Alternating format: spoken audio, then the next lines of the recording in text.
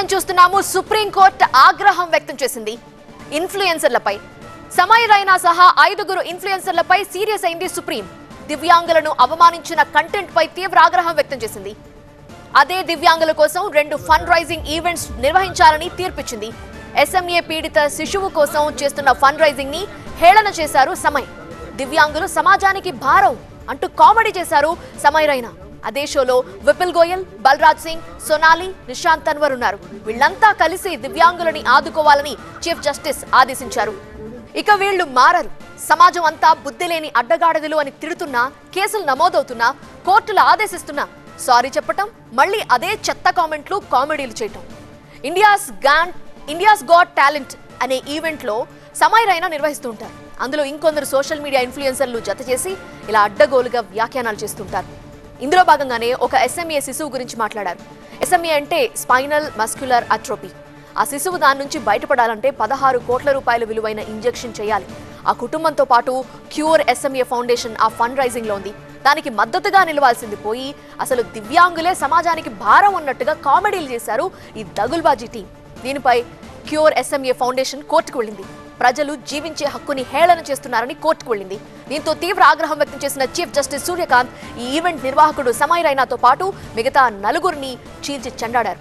అదే దివ్యాంగుల కోసం ఫండ్ రైజ్ చేసేందుకు 2 ఈవెంట్లు చేయాలని కూడా తీర్పిచ్చారు. ఈ ఇన్సిడెంట్ కి సంబంధించి పూర్తి వివరాలని అందించడానికి మా అసోసియేట్ ఎడిటర్ మహాత్మా సిద్ధంగా ఉన్నారు.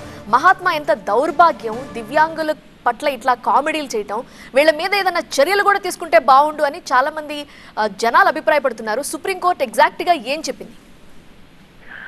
సుప్రీంకోర్టు ప్రధాన న్యాయమూర్తి సూర్యకాంత్ అలాగే జస్టిస్ జోయిమలా బాగ్చి నేతృత్వంలోని ధర్మాసనం ఇవాళ ఈ కేసును విచారణ జరిపింది. క్యూర్ ఎస్ఎంఏ ఇండియా ఫౌండేషన్ దాఖలు చేసిన పిటిషన్ మీద ఈ విచారణ చేపట్టిన క్రమంలో ఎవరినైతే ఎగతాళి చేస్తూ హేళన చేస్తూ వీళ్ళు వీడియోలు చేసి వైరల్ చేశారో ఆ వర్గానికి, అంటే ఆ దివ్యాంగులకు మేలు జరిగేలాగా ఒక కీలకమైన తీర్పునిచ్చిందని చెప్పవచ్చు.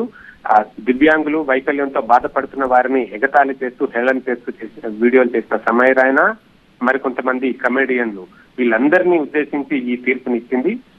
ప్రతి నెల కనీసం 2 వీడియోలను వారు చేయాల్సి ఉంటుంది. అది కూడా ఈ దివ్యాంగుల గౌరవాన్ని, ప్రతిష్టను పెంపొందించేలా ఉండాలి. And at the same time వారి సంక్షేమం కోసం, వారికి అవసరమైన వైద్య సహాయం కోసం ఒక కార్పస్ ఫండ్ ని తయారు చేయాలి. ఆ ఫండ్ రైజ్ చేసేలాగా ఈ వీడియోలు ఉండాలి అంటూ కూడా సుప్రీంకోర్టు ఆదేశించింది. తద్వారా ప్రతి నెల ఒక 2 వీడియోలను ఈ సమయ్ రైనాతో పాటుగా మిగతా కమెడియన్లు చేయాల్సి ఉంటుంది.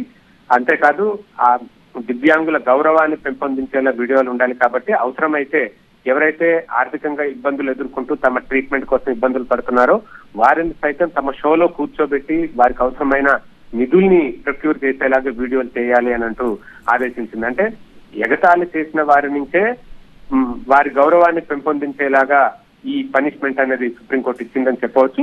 ఇది ఇంతటితోటే ఆగిపోదు. కేసు ఎలాగో రిజిస్టర్ అయింది, కేసు ఇన్వెస్టిగేషన్ కొనసాగుతూనే ఉంటుంది. దానికి అదనంగా సుప్రీంకోర్టు ఇచ్చిన ఆదేశం ఇది. ఆ మేరకు ఇప్పుడు ఈ కేసులో సమయ్ రైనాతో పాటుగా మిగతా వారు, అంటే విపుల్ గోయల్, బలరాజ్ పరంజీత్ సింగ్ ఘాయ్, సోనాలి ఠాకర్, అలాగే ఆదిత్య దేశాయ్, నిశాంత్ జగదీష్ తన్వర్, వీళ్ళంతా కూడా ఈ కేసులో ఉన్నారు. సమయ్ రైనా ప్రధానంగా పాపులర్ పర్సనాలిటీ కాబట్టి అతని పేరు మీద ఈ కేసు ఫస్ట్ రిజిస్టర్ అయింది. మొత్తంగా సుప్రీంకోర్టు అయితే చాలా గట్టిగానే వీరందరికీ వార్నింగ్ ఇచ్చిందని చెప్పవచ్చు. నిజానికి ఈ ఎస్ఎంఏ ఒక చిన్నారి అత్యంత అరుదైన కండరాల క్షీణత వ్యాధి, అది వెన్నుముక కండరాల క్షీణత. దానికి సంబంధించి 16 కోట్ల రూపాయల విలువైన ఇంజెక్షన్ అవసరం పడితే ఒక ఫౌండేషన్ దాన్ని క్రౌడ్ ఫండింగ్ చేసి ఆ ఇంజెక్షన్ ని ఆ చిన్నారికి అందజేసే ప్రయత్నం చేస్తే దాన్ని ఎగతాళి చేస్తూ సమయ్ రైనా వీడియో చేశాడు. అది నెట్ లో అందరి విమర్శల్ని ఎదుర్కొంది. ఏంటి ఇంత ఇన్సెన్సిటివ్ గా చిన్నారి, కొన్ని నెలల చిన్నారి పట్ల ఇంత ఇన్సెన్సిటివ్ గా ఎలా కామెడీ చేస్తారన్న అభిప్రాయం ప్రతి ఒక్కరిలో కూడా వ్యక్తమైంది. అదే ఇప్పుడు సుప్రీంకోర్టు వరకు వెళ్లేలా చేసిందని చెప్పవచ్చు. క్యూర్ ఎస్ఎంఏ ఇండియా ఫౌండేషన్ సుప్రీంకోర్టులో పిటిషన్ దాఖలు చేయడంతో ఇప్పుడు ప్రధాన న్యాయమూర్తి ధర్మాసనం ఈ తీర్పునిచ్చి తద్వారా ఇక మీదట ఎవరు కూడా ఈ తరహా వెకిలి హాస్యం, ఎగతాళి చేయడం, లేకపోతే హేళన చేయడం ఇటువంటివి తమ కామెడీ షోలలో పెట్టకుండా ఉండడానికి ఆస్కారాన్ని కల్పించిందని చెప్పవచ్చు. రైట్ మహాత్మా, చూస్తున్నారు కదా ఎంత హేళన చేస్తున్నారు. దివ్యాంగుల గురించే మాత్రమే కాదు, తెలుగు భాష గురించి కూడా వెకిలి మాటలు మాట్లాడుతున్నారు. దీని మీదే సోషల్ మీడియాలో అందరూ కూడా ఆగ్రహం వ్యక్తం చేస్తున్నారు. గుడింతాలకు సంబంధించి వాళ్ళు వెకిలిగా మాట్లాడిన ఆ మాటలు ఇప్పుడు వైరల్గా మారాయి, అనేక మందికి ఆగ్రహం తెప్పిస్తున్నాయి.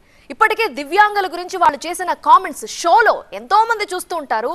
అంతటి షోలో హేళన చేస్తూ దివ్యాంగులు ఉండడం సమాజానికి భారం అని మాట్లాడారు. సుప్రీంకోర్టు కూడా ఆగ్రహం వ్యక్తం చేసింది, వీళ్ళ మీద సీరియస్ అయింది, వీళ్ళ మీద కేసు కూడా నమోదైంది. ఆ కేసు కంటిన్యూ అవుతోంది. దివ్యాంగులు కేవలం ఫిజికల్లీ ఛాలెంజ్డ్, కానీ ఇలా మాట్లాడే వాళ్ళు వీళ్ళు మానసిక వైకల్యం కలిగిన వాళ్ళు, మానసిక స్థితి సరిగా లేని వాళ్ళని ఈ వార్త విన్న వాళ్ళందరూ కూడా ఆగ్రహిస్తున్నారు.